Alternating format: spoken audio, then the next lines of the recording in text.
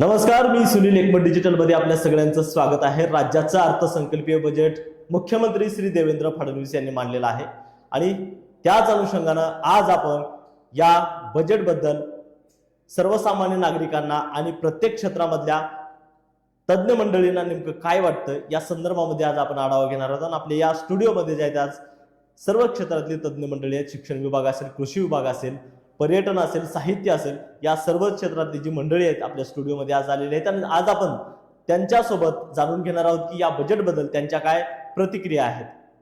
Sir, मी तुमच्याकडे येतो. खरं तर राज्याचं अर्थसंकल्पीय बजेट आज मांडलेलं गेलं आहे. कृषी क्षेत्राशी अनेक घोषणा ज्या आहेत ते सरकारने यामध्ये केलेल्या आहेत. तुम्ही या बजेटकडे कसं बघताय? कृषीसाठी तरी हा अर्थसंकल्प जवळपास फसलेला आहे. पूर्ण निराशा केलेली आहे कृषी क्षेत्राची या अर्थसंकल्पानं. कारण यामध्ये फक्त त्यांनी ह्याची 2 लाखापर्यंतच्या कर्जमुक्तीची फक्त एकमेव घोषणा केलेली आहे. जलयुक्तीवर किंवा पाण्याच्या संदर्भावर कुठंच शासनानं अवाक्षर काढलेलं नाही. खताच्या अनुदानावर असेल किंवा शेतकऱ्यांच्या हमी भावावर असेल कुठलाच उल्लेख शेतीबद्दलचा नाही आहे. त्यामध्ये ज्या अगोदरच्या योजना होत्या त्याच योजना फक्त यामध्ये त्यांनी दाखवलेला आहे. हा अर्थसंकल्प रस्ते इतर गोष्टीमध्ये शासनाला मुंबई, पुणे, ठाणे, नागपूर, नाशिक अशा भोवतालच्याच शहरी भागापुरता हा अर्थसंकल्प फिरलेला आहे. शेतकऱ्यांच्या पदरी निराशा पडलेली आहे या अर्थसंकल्पानं. मी श्री अशोक ढवण सरांकडे येतो. सर, तुम्ही कसं बघता या बजेटला कृषी क्षेत्राशी निगडीत? खरं तर बजेटपूर्व सर्वेक्षणामध्ये कृषी क्षेत्राची पिछेहाट होताना दिसून येत होती.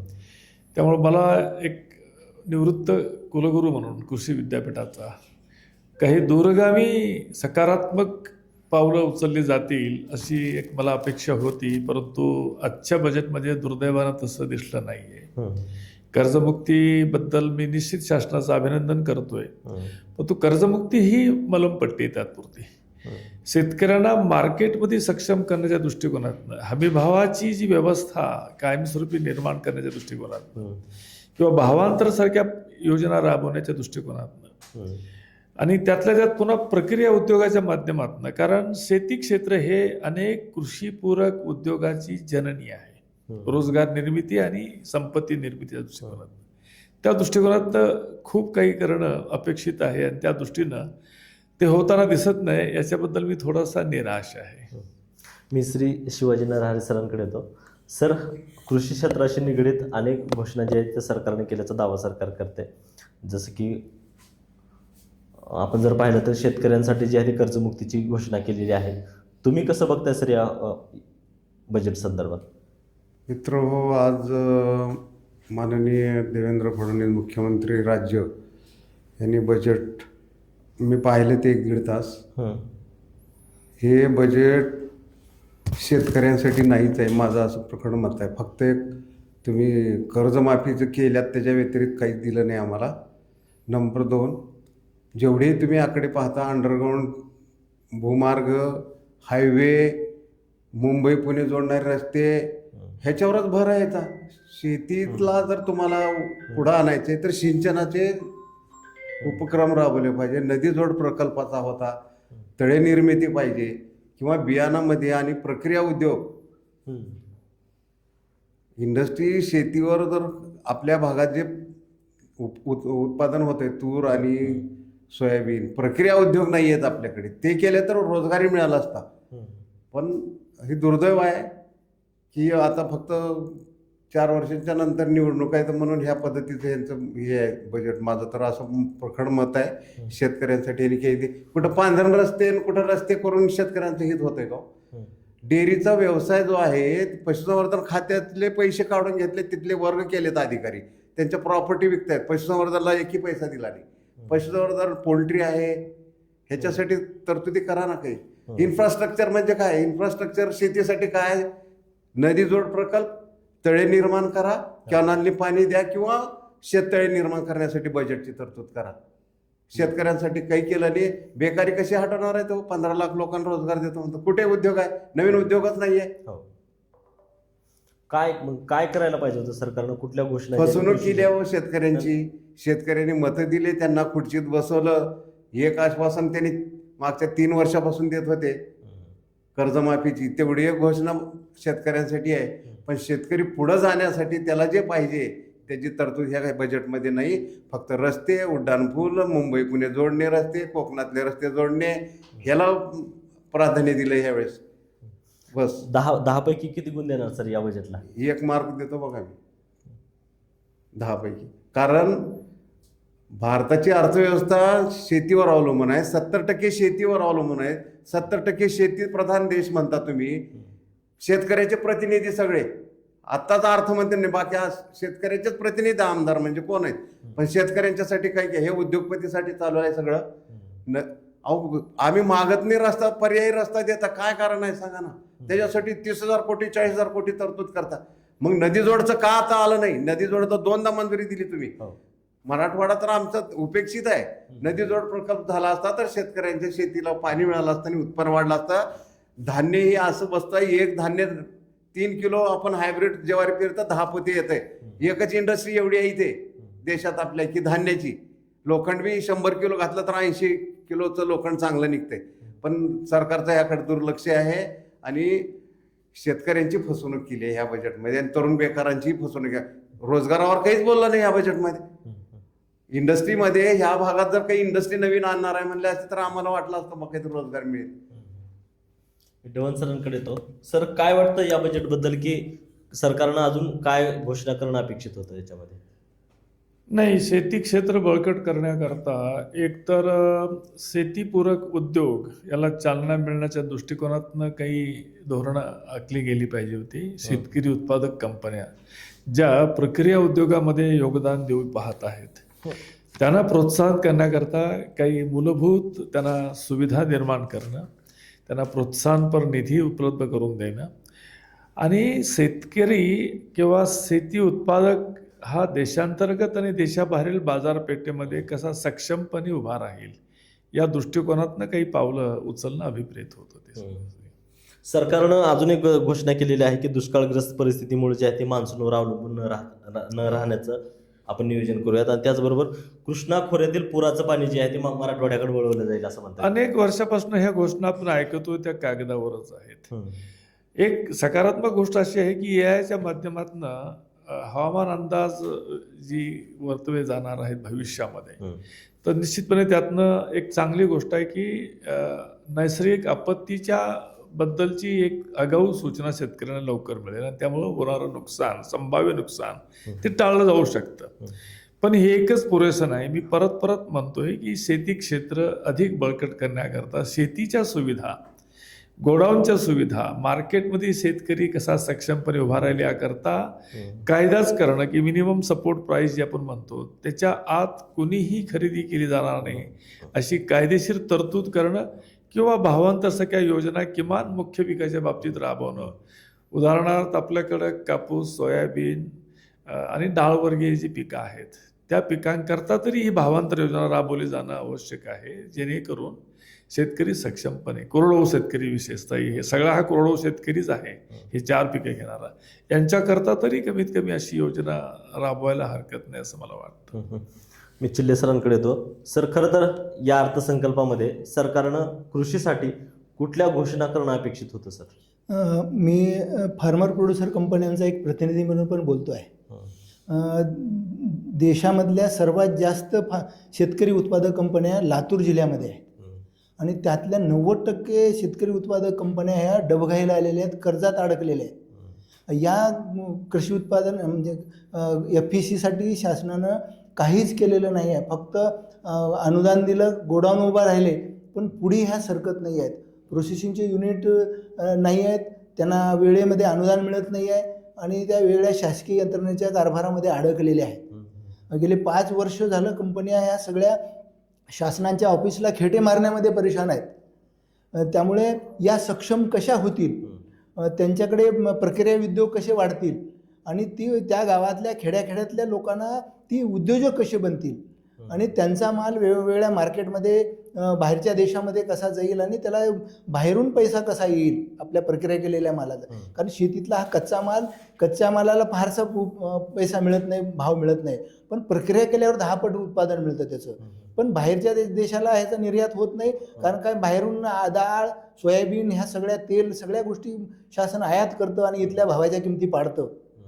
त्यामुळे इथला शेतकरी दरवर्षी आणखीन खड्ड्यामध्ये जातो आहे. कारण काय हमी भावापेक्षा सगळ्या भावांच्या मालांच्या किमती ह्या 1000-1500 कमी आहेत.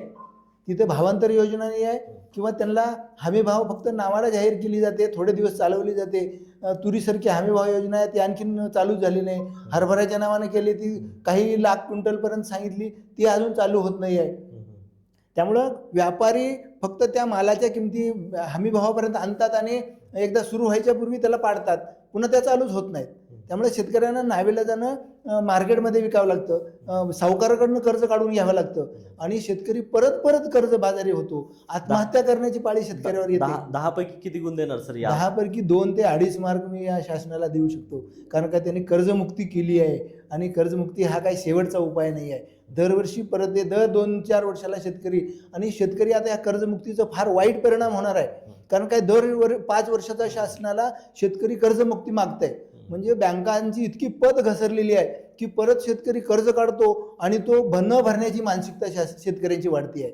त्यामुळे न भरण्याची बँकांना डुबवण्याची वृत्ती ही शासन शेतकऱ्यांच्या माध्यमातून वाढवायचं काम करत आहे आणि बँकांना डबघायला घालत आहे. धवन सरांकडे येतो. खरं तर सर, सरकारनं म्हणलं की शेतकऱ्यांसाठी कृषी पंप योजनेचं आहे जे गिनीज बुकमध्ये जी आहे ती नोंद झालेली आहे आणि आता मागेल त्याला कृषी पंप जे आहे ते देण्यात येणार आहे. त्याही योजनेचं मी स्वागत करतो, कारण ऊर्जेचे इतर जे मार्ग आहेत ते अतिशय महागडे होऊन बसलेत आणि सौर ऊर्जेच्या बाबतीत सरकारचं धोरण निश्चितपणे स्वागतार्ह आहे. विशेषतः छोट्या शेतकऱ्यांकरता हे वरदान ठरेल मला असं वाटतं. 10 पैकी किती गुण देणार सर या बजेटला? तसं मी निराश म्हटलं होतं, शेती क्षेत्राला म्हणावं तसं लक्ष दिलं गेलं नाही, तरी ओव्हरऑल एकूण 10 पैकी मी 6 पर्यंत देण्याची माझी मानसिक तयारी आहे. राज्याचा अर्थसंकल्प दादा म्हणजे आज मांडलेला आहे श्री देवेंद्र फडणवीस यांनी. शेतकऱ्यांसाठी खूप मोठ्या घोषणा ज्या आहेत ते केलेल्या आहेत. तुम्ही या अर्थसंकल्पाकडे कसं बघताय? आज महाराष्ट्राचा अर्थसंकल्प जाहीर झालेला आहे. खूप मला आनंद वाटला आणि काहीतरी शेतकऱ्याच्या पदरामध्ये 4 पैसे आपल्याला पडणार आहेत अशी अपेक्षा वाटत होती. परंतु ते एक म्हण आहे आमच्या शेतकऱ्यामध्ये, लबाडाचं अवतनं जेवल्याशिवाय काही खरं नसते. ह्या म्हणीप्रमाणे याच्या अगोदरही त्यांनी अशीच आश्वासनं वगैरे दिले, परंतु त्याची पूर्तता झाली नाही. कारण काय, आज आम्हाला वाटत आहे की ह्यांच्याकडे एवढं मोठे ह्यांनी आश्वासनं दिलेत, भरमसाठ आश्वासनं दिलेत. त्यांनी काय काय म्हणते, पायाभूत सुविधा आम्ही करायला आहोत. पायाभूत सुविधासाठी त्यांच्याकडे बजेटच नाही. काय पायाभूत सुविधा करणार आहेत? शक्य नाही. बरं, ह्यांनी म्हणतात आम्ही 5 कोटी झाडं मागं लावलं. कुठे आहेत झाडं? 5 कोटी झाडं कुठे आहेत? बरं, आता आणखी झाडं लावणार आहे की झाडं लावायला ह्यांच्याकडे जमिनी तरी उपलब्ध आहे का झाडं लावण्यासाठी? बरं, मागच्या वेळेस त्यांनी झाडे लावतो म्हणले होते, त्याच खड्डे आहेत, तेच झाडं आहेत, त्याच्यात काही सुद्धा सुधारणा नाही. नंबर 1.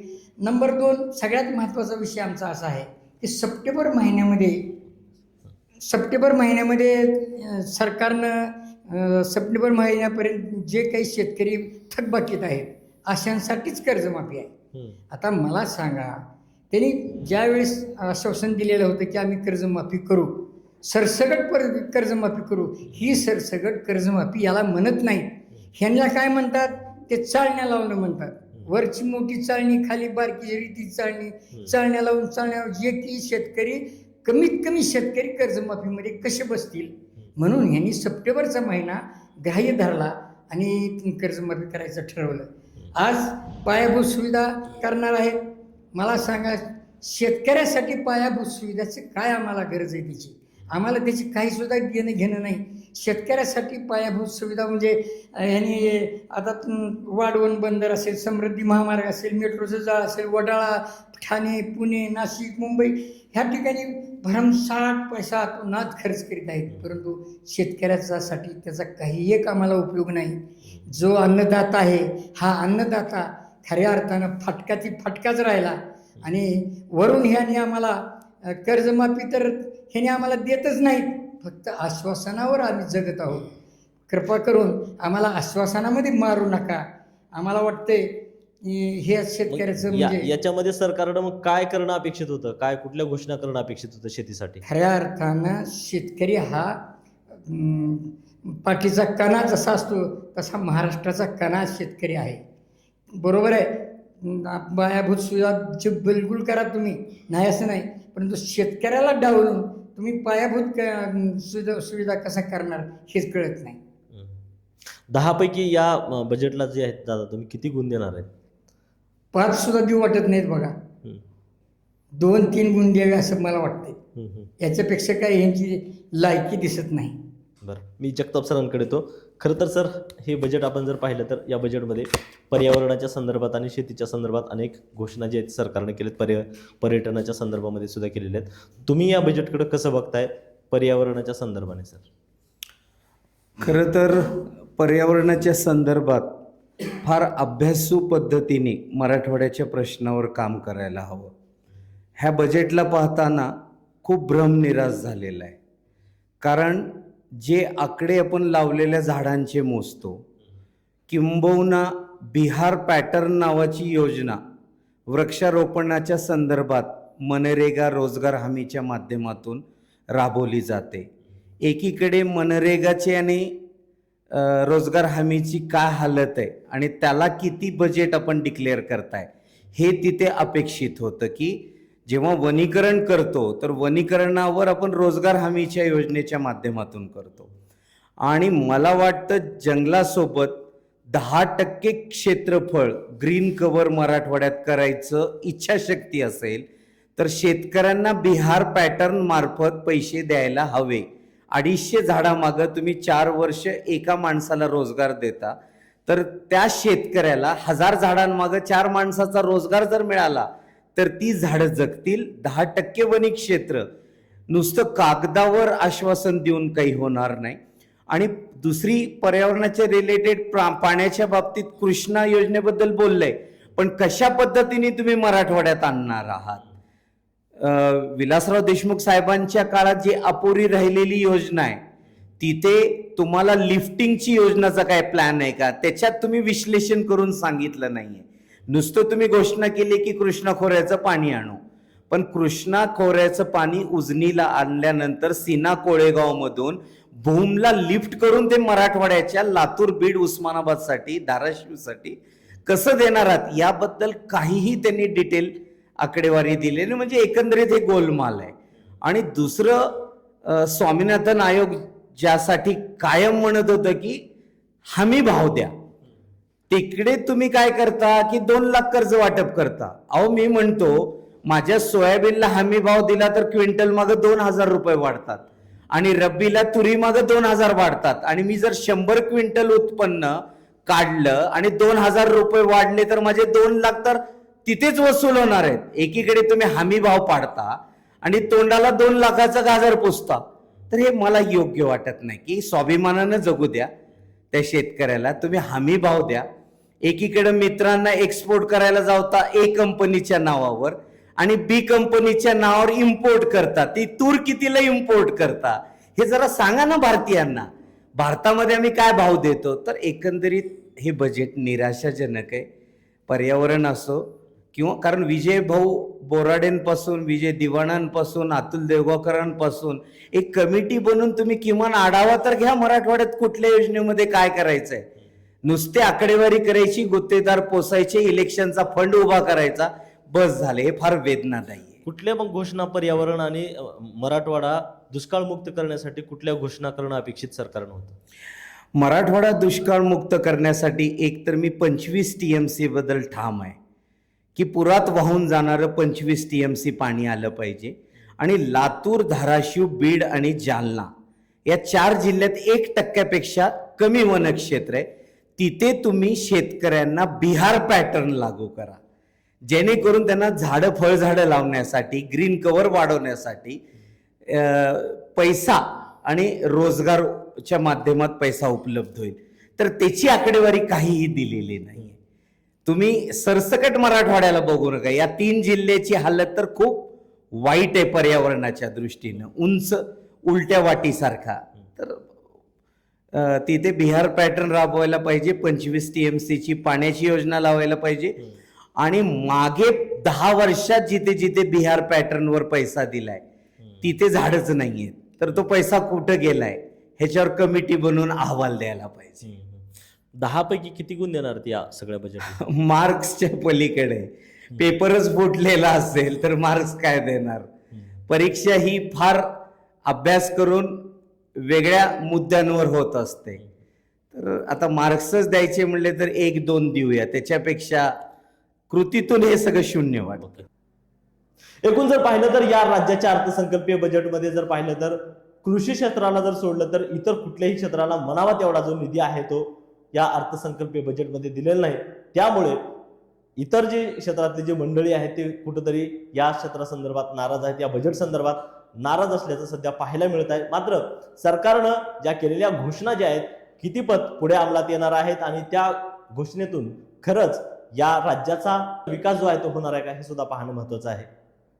या चर्चेमध्ये मी इथंच थांबतो.